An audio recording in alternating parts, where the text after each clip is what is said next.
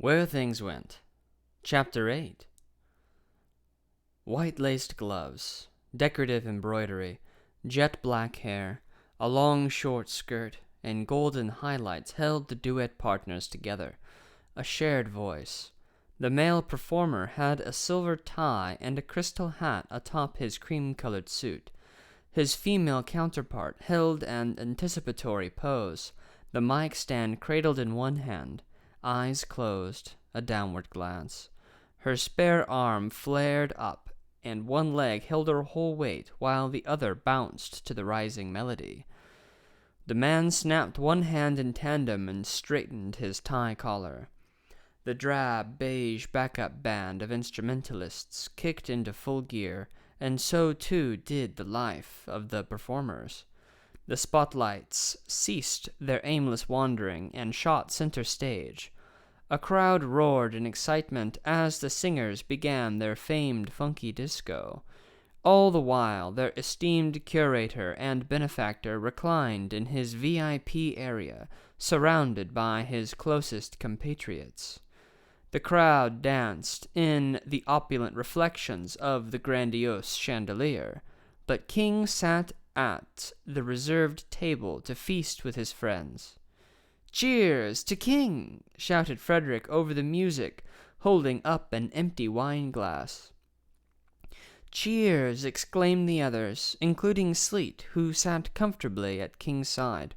They all clinked their glasses of ale and downed them just as enthusiastically.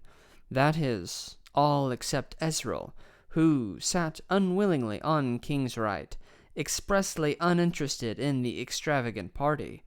King himself did not partake in the toast either, but instead feasted on the performance with rapt attention. He propped his feet up on the table, unfurled his arms across the booth, and cozily laid them to rest on the shoulders of his neighboring friends. "Having fun?" asked King to Sleet. "I am." She smiled with her wine-glass held carefully in both hands, eyes also transfixed on the performance. She instinctively bobbed and swayed to the beat. Her knees responded in kind. "Good. After this, I've got something to show you," promised King. He turned his view to his disgruntled brother.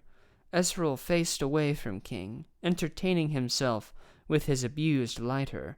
His attempts to force out a flame became downright abusive in frustration. Determined to light the cigarette that lay cold between his lips, King jokingly flicked Ezreal in the head to get his attention. He got not only that, but also Ezreal's annoyance. Before he could again voice his protests, King snapped his fingers and produced a tiny flame from his extended thumb, lighting the lonely cigarette. "Come on, S. Everyone else is having fun. Something wrong?" King held the fiery thumbs up, illuminating his immediate surroundings not by the flame, but instead by the glow of a single gemstone in the crown. Red. The light stole Sleet's sight from the show and drew it to the bickering brothers. King's improving mastery over the crown was itself impressive, yet still Ezreal did not indulge in the atmosphere. "Thanks," he puffed in response, shifting back to his quiet contemplations. "Ugh," sighed King, rolling his eyes and head back round to Sleet eavesdropping on their little spat. "Hey, look now. Here's the best part." King straightened himself and pointed eagerly at the concluding performance. No expense was spared. The singing duet rose on a mechanical platform amidst the crowd. They swapped place and note miraculously as the vibrant concert-goers sang along. The climax, fireworks, pyrotechnics, confetti, everything blasted forth, showering the arena in razzle-dazzle delight. Sleet couldn't help but leap to her feet. Standing atop the booth seat, she hooped and hollered praises with the crowd. The rest of the brothers were not far behind in celebration. The roaring applause soon faded. Overhead lights signified no encore. Not today. The great crowd of instrumentalists, performers, and foreigners alike all made for a safe and somewhat orderly exit. What remained were the instrumentalists responsible for caring for the rejuvenated concert hall. The performing duo met King at his table and thanked him for the great opportunity to play, whilst Sleet fawned over their skill and grace. Ezreal already made his exit, disappearing into the twilight of the glamorous new streets. King and his loyal followers left through the main entrance, eager to attend another after party. Banner ads, street signs, corner stores, every impaired, afflicted building was either totally renovated or well in the process. The instrumentalists worked tirelessly, reconstructing the City of Wonder anew at behest of their beloved liberator. Performers practiced and played endlessly in the expanding architectures. Foreigners sold fascinating wares of outlandish origin from beyond the Black Veil. Camera, flash, paparazzi swarmed King as they made way down the red carpet. King smiled and waved, selflessly giving the masses their deepest desire, him. Instrumentalists held back the crowd from overtaking them or stepping foot past the prescribed red rope perimeter. Sleet kept to herself, quietly hiding in the shadow of King as he struck autographs. Suddenly, her shield vanished. King crawled atop a nearby bouncer and stood on his shoulders as the worker struggled to hold the weight. King made a grandiose announcement. "You're welcome, everyone, but I gotta go for a bit." "Aww," cried the crowd. "But don't worry, I'll show you my newest trick." "Yeah!" they cheered. While the poor footstool staggered and strained, King lit up each gemstone of his multicolored crown individually, sequentially. Faster, faster, faster. It became as a spectacular strobe light competing with the horizon brightness. King set his hand aflame. Lovely orange, red, and whites licked the dusky sky above. Finally, he thrust his fist upward and launched his flames into the sky as a fireball. As the fireball reached its apex, it exploded into fireworks of the same orange, red, and white.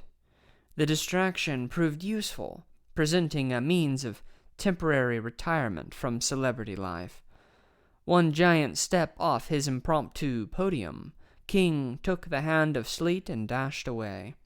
However, their flight was short-lived. Frederick caught up and asked King expectantly, "Going? Where are you going?" "Shh, it's a surprise. Come on, Fred, you know I need you to take care of the building. We won't be long." King winked a brotherly seal of trust. Frederick, content with his position of privilege, helped the couple along their merry way. "Where are we going?" asked Sleet, often left in the dark on King's esteemed machinations. "I told you I had something to show. My brothers wouldn't care so much, but I know you would. Plus, I said it's a surprise." "Uh-huh," shrugged Sleet. King never went anywhere slowly. He was far too busy to dally in distant travels. But for the sake of his panting partner, he lowered the pace a tad. As they raced onward through the modern-day renaissance of the city, Sleet's thoughts, too, raced. What is the surprise? Where are we going? Is it my theater? Am I going home?" Sleet blurted, carelessly. No." King shook his head and pointed up high. The tower again, but with a scaffolding makeover that reached to heaven. A blisteringly fast exterior construction elevator pierced the saggy clouds. The base of the tower was repaired and given a fitting entrance. But what was the rest of the mess for? Sleet made way to the logical entrance, but was instead yanked onto the dubious work elevator. Oh no, can we take the tram? Pleaded Sleet. This'll be more fun, promised King. They shot into the sky.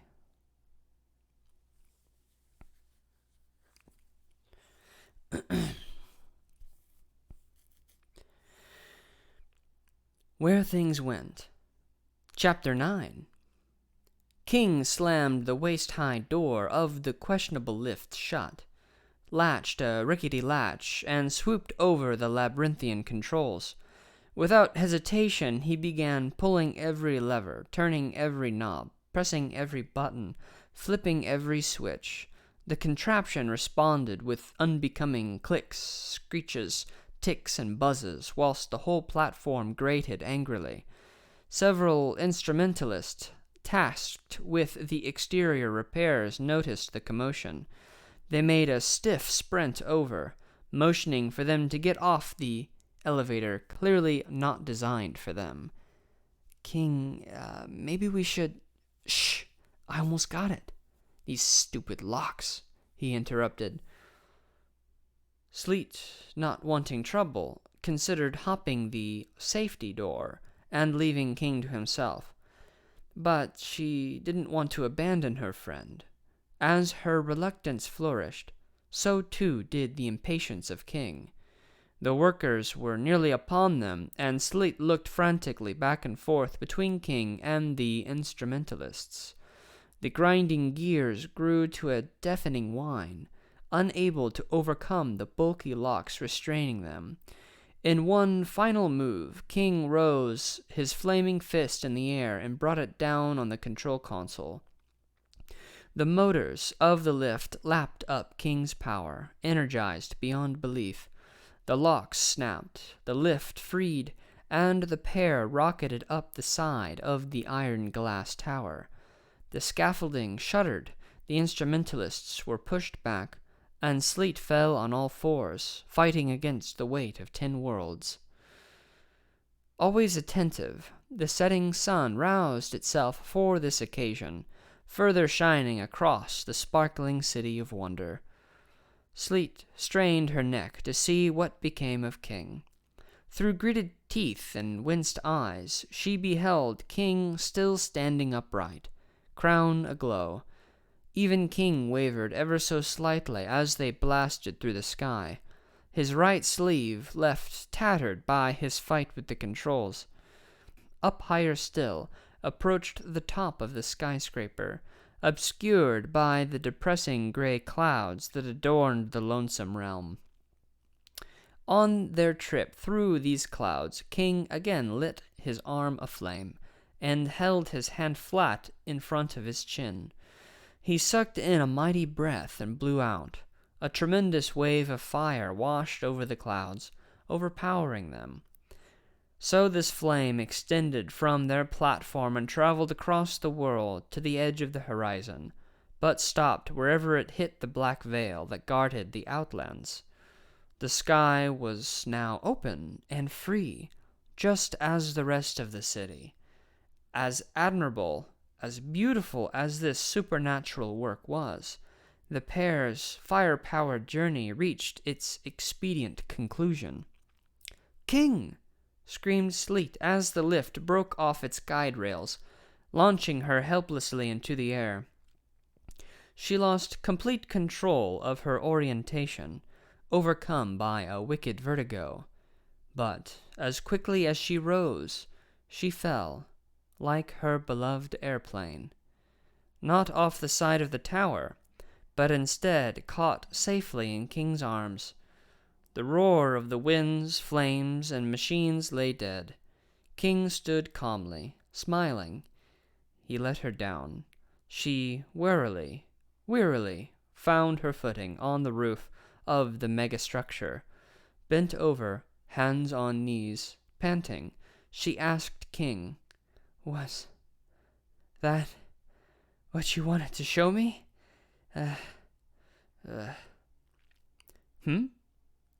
Show you what? Oh, no, not that. I thought the city would look better without them ugly clouds is all," nodded King. "Is that so?" sneered Sleet, visibly upset. In this moment she lacked the fun King so loved. In response, King dove off the side of the tower to his doom. "What?" she exclaimed. Sleet ran as cautiously as possible to the edge of the tower. Below stood King on a new patio balcony that jutted out from the side of the otherwise featureless exterior. A loving, labored addition made by the instrumentalists at King's behest. A shimmering glass door led into a completely refurbished studio, the very same Sleet so excellently performed in. This was the true surprise. King helped her down, eager to give her a boastful tour. A quiet drummer tapped along to an automated piano in a distant corner of the swanky lounge. A relaxing, evening jazz enveloped the atmosphere, intentionally reserved lighting, posh seating. A well-dressed instrumentalist bartender squeaked a shiny wine glass clean beneath his crooked bow tie. Marble countertops and wood tile floors led to the modestly elevated, yet still quite elegant stage. The only thing atop this stage was the microphone of the mystery woman, Snow. It sat lonely in the stage lights. "You did this? For me?"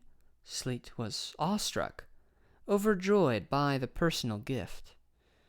In response, King leapt over a nearby table and took another great step ascending to the stage. He grabbed the microphone and blared through the otherwise demure speakers. "Sure did." The moment Sleet saw the crown and the microphone together, and heard the speakers sing, the sounds rung as feedback in her ears, and her mind flashed back to the visions these items gave her. Yes, she remembered now. King. He was crying. Thane warned her about the crown. King shook her shoulders to wake her from her reflections. Her head bobbed through her rustled hair before she finally blinked the visions away. Well, what do you think?" asked King, in earnest. "Huh? Oh, it's amazing. Really, thank you." Sleet looked away, now troubled by the scenes that felt more and more real. "Yeah," said King in celebration. "Now, play again." King lifted Sleet off the floor without pause and jumped again onto stage. He sat her down in front of a microphone. Just as quickly he appeared in a front row seat for the imperceptibly prompt performance. Shocked, Sleet felt as wooden as the stage she stood on, and appeared half as much, too. "No, I can't. It's too sudden. Sleet's hands trembled at her side as she struggled to keep them away from the alluring instrument before her. She wouldn't even look at it, instead casting glances at the formerly busted entrance. The same entrance where Fane delivered her warning. She remembered. "Master," muttered Sleet under her breath. But the microphone of Snow caught her quiet words. They blasted into King's ears. He heard them. "What did you say?" asserted King. "I can't sing today. I shouldn't," begged Sleet. In a third and final ascent to stage, King swatted the microphone to the floor and grabbed Sleet by her loose jacket collar. Immediately, Sleet sent a painful look toward the mistreated instrument and stretched out her arm in a fledgling attempt to catch it. King spoke angrily. "Not that. The other thing," he demanded. "Master? Who told you that name? It was her, wasn't it? That damn ghost," spat King, eye to eye, face to face with the shy, cowering girl in his grasp. Fane mentioned a master. That's all. Please, King, I'll sing if you like, reasoned Sleet. Forget it. And forget that name, too. Time to go. I got somewhere I gotta be. King released her and made way for the exit.